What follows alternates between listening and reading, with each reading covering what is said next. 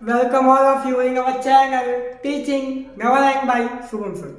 सो आज हम करने वाले हैं इलस्ट्रेशन नंबर 7 जो कि आपकी बुक में, और ये क्वेश्चन भी सिंपल है, अच्छा है। बेस तो एक ही चीज है कि आपको याद करना पड़ेगा कौन सी एंट्री कहाँ की है। अगर ये आपने याद कर लिया तो सारी की सारी क्वेश्चन आपको इजीली सॉल्व हो जाएंगे। सो आज हम करने वाले हैं क्वेश्चन नंबर 7। सो चलिए स्टार्ट करके वीडियो को कर दीजिए लाइक। और आपने मेरा चैनल सब्सक्राइब नहीं किया है सो प्लीज सब्सक्राइब करके बेल आइकन को प्रेस कर दीजिए ताकि हमारे वीडियो की नोटिफिकेशन आप तक पहुंचे। आप मुझे इंस्टाग्राम पे भी फॉलो कर लीजिए, लिंक मेरा आपको डिस्क्रिप्शन में मिल जाएगा। सो चलिए स्टार्ट करके वीडियो को, लेट्स स्टार्ट।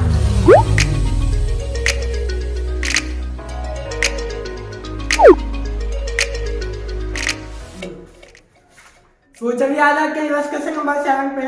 प्लीज एक बार आप अकाउंट बना लीजिए, इक्विटी लायबिलिटी और असेट, ये जो भी फॉर्मेट है आप पूरा फॉर्मेट बना लीजिए वीडियो को पॉज करके, और आप मेरे साथ में कंटिन्यू रहिए। डेफिनेटली गारंटी के साथ आपको पूरा क्वेश्चन समझ में आ जाएगा। फिर भी आपको कोई भी क्वेरी हो तो आप नीचे कमेंट में पूछ सकते हो। तो चलिए आ जाते हैं। सबसे पहले डेबिट बैलेंस पे आ जाते हैं। कैश एंड बैंक कॉमन से बात है, कैश और कैश इक्विवेलेंट में जाता है। तो यहाँ लिखेंगे cash in hand, cash in hand, cash with bank, ये दो एंट्री आपको यहाँ पे दी गई है। कैश इन हैंड और cash in bank. Cash in hand आपको दिया गया 39,000। Then after cash with bank आपको दिया गया 68,600। ओके, ये दो एंट्री यहाँ पे आ जाएंगी। इन्वेस्टमेंट नॉन करंट इन्वेस्टमेंट में आएगा इन्वेस्टमेंट। सो इन्वेस्टमेंट यहाँ पे आ जाएगा 20,000 दिया गया आपको। देन आफ्टर आपको दिया गया बिल्स रिसीवेबल, ट्रेड रिसीवेबल में आएगा बिल रिसीवेबल आपको दिया गया है। बिल रिसीवेबल आपको दिया गया है 2,80,000। ओके, सो सिर्फ मैं यहाँ पे कॉपी पेस्ट कर रहा हूँ। बिल रिसीवेबल के बाद में आपको दिया गया है सन्ड्री डेटर्स दिया गया है, सो वो भी यहीं पे आ जाएगा।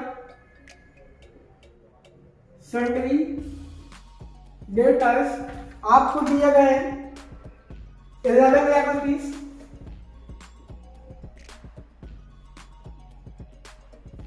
11 लाख रुपीज दिया गया सन्ड्री डेटर्स। सिक्योरिटी डिपॉजिट, ये क्या है आपका long term loan and advance.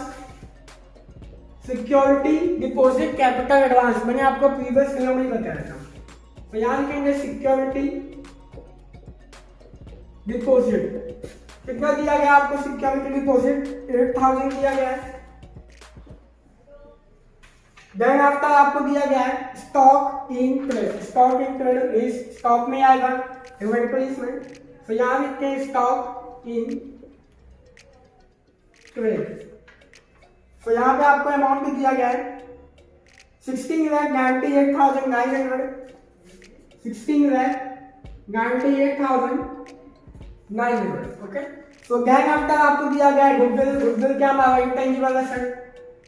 तो यहाँ लिखेंगे गुडविल आपको दिया गया है 1,30,000। देन आफ्टर आपको दिया गया है land and building 3,80,000 tangible asset में आ जाएगा। लैंड एंड बिल्डिंग आपको दिया गया है 3,80,000 दिया गया आपको। ओके, लैंड एंड बिल्डिंग के बाद में आपको दिया गया प्लांट एंड मशीनरी, वो भी यहीं पे आपका टेंजिबल एसेट है हमारा। प्लांट एंड मशीनरी आपको दिया गया है। सो प्लांट एंड मशीनरी दिया गया आपको 6 लाख रुपीज। देन आफ्टर आपको दिया गया है फर्नीचर। फर्नीचर आपको दिया गया 90,000।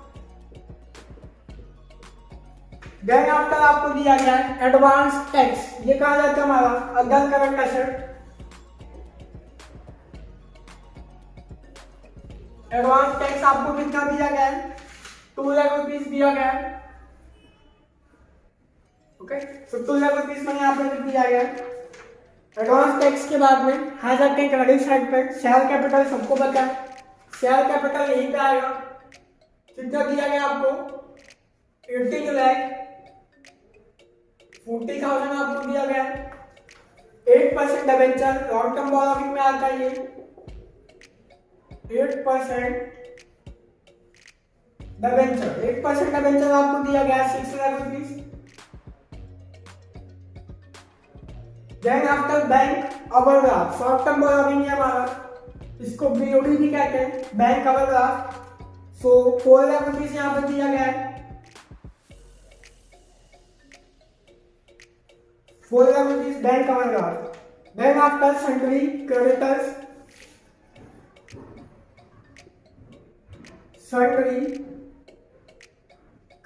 आपको दिए गए 4,80,000। देन आफ्टर आपको दिया गया है profit and loss account credit balance, reserve surplus में आता है। Profit and loss account debit balance other non current asset में आता है, ये आपको याद रखना है। So profit and loss account दिया गया आपको, credit balance means credit side पे दिया गया है। सो वो हमारा क्या हो जाता है, रिजर्व हो जाता है। 5,80,000 दिया गया है। उसके बाद में आपको दिया गया सिक्योरिटी प्रीमियम, यहीं पे आता है। सिक्योरिटी प्रीमियम आपको दिया गया है, 1,80,000। देन आफ्टर आपको दिया गया interest due on debenture. Debenture कहाँ पे आता है, क्रेडिट साइड पे। सॉरी यहाँ पे दिया भी गया है, अगर नहीं दिया होगा तो भी कॉमन हम लगा सकते थे। डिबेंचर यहाँ था, तो इंटरेस्ट कहाँ पे आएगा, अदर करंट लायबिलिटी में। मैंने प्रीवियस क्वेश्चन में भी आपको बताया था, interest due on debenture. Interest due on debenture आपको कितना दिया गया है, 13,500। देन आफ्टर नेक्स्ट पे आ जाते हैं प्रोविजन फॉर टैक्सेशन। कई बार आ चुका आपको याद भी हो गया होगा, शॉर्ट टर्म प्रोविजन में आता है, आपको याद भी हो गया होगा आपको। Provision for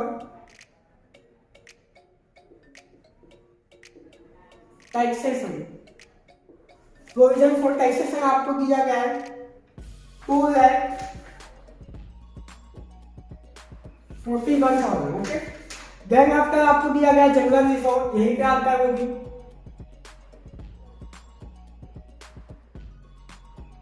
so general reserve आपको दिया गया है 2 लाख रुपीज। ओके। सो यहाँ पे आपको नोट बनाने की जरूरत नहीं है, नोट बना के करोगे वो भी सही है, आप डायरेक्ट ऐसे करोगे तो भी सही है। मार्क्स आपके कहीं कटेंगे, एंट्री के मार्क्स मिलते हैं, जितनी एंट्री आपकी की होगी उतने एंट्री के मार्क्स आपको मिलते हैं यहाँ पे। जनरल रिजर्व के बाद में बिल पेबल, यहीं पे आता है वो भी, बिल पेबल आपको दिया गया 60,000। देन आफ्टर आपको दिया गया है capital reserve. So capital reserve हमारा रिजर्व है, तो यहीं पे आ जाएगा वो भी। कैपिटल रिजर्व आपको दिया गया है 20,000। सो यहां तक हमने सारी की सारी एंट्री मार दी है, अब हमें सिर्फ करना है टोटल। सो चलिए कर लेते हैं टोटल। यहाँ पे सो शेयर कैपिटल का आउटर कॉलम में सीधा ही चला जाएगा। ओके। सो इसका टोटल कर लेते हैं 5,80,000 प्लस करते हैं 1,80,000, 2 लाख रुपीज एंड 20,000। सो यहाँ पे आ जाता है 9,80,000, 6 लाख रुपीज आउटर कॉलम में आ जाएगा सीधा, 4 लाख रुपीज आ जाएगा। और कुछ बच्चों की क्वालिटी सर यहाँ पे जो बीच में गैप आ जाता है, कुछ नहीं करना, डैश कर दो। ओके। सो 4,80,000 प्लस करके 60,000, 5,40,000, interest due on debenture 13,000, sorry 13,500। Provision for taxation आपको दिया गया है 2,41,000। तो यहाँ पे जो टोटल आएगा और यहाँ का जो टोटल है दोनों सेम होना चाहिए, लाइबिलिटी और एसेट का। सो 3,80,000 प्लस करके 6 लाख रुपीज प्लस 90,000। सो 10 लाख 70,000 यहाँ पे हो जाकर 1 लाख 30,000 हो जाएगा यहाँ पे 20,000 यहाँ पे 8,000 आउटर कॉलम में 16 लाख 98,900 हो जाएगा यहाँ पे। Then after 11 lakh plus 2 lakh 80,000 13 lakh 80,000 और लास्ट में कर लेते हैं एडवांस टैक्स। ये तो इंडिविजुअल है तो 2 लाख रुपीज यहीं पे आ जाएगा। 2 लाख रुपीज यहीं पे आ गया। ओके और 39,000 प्लस करके 68,600। सो 1,07,600 यहाँ पे आ गया। बस कुछ नहीं करना, सिर्फ टोटल करना है। 18,40,000 प्लस करते 9,50,000 6 लाख रुपीज 4 लाख रुपीज 5,40,000 13,500 2,41,000 46 लाख 40,500।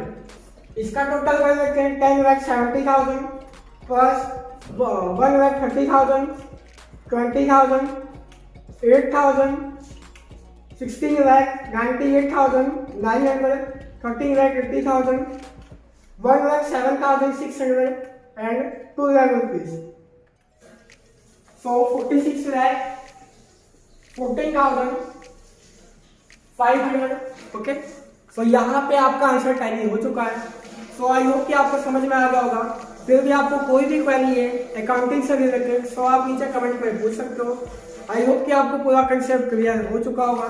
सो समझ में आ गया है तो वीडियो को कर दीजिए लाइक और आपने मेरा चैनल सब्सक्राइब नहीं किया है सो प्लीज सब्सक्राइब करके बेल आइकन को प्रेस कर दीजिए ताकि हमारे वीडियो की नोटिफिकेशन आप तक पहुंचे।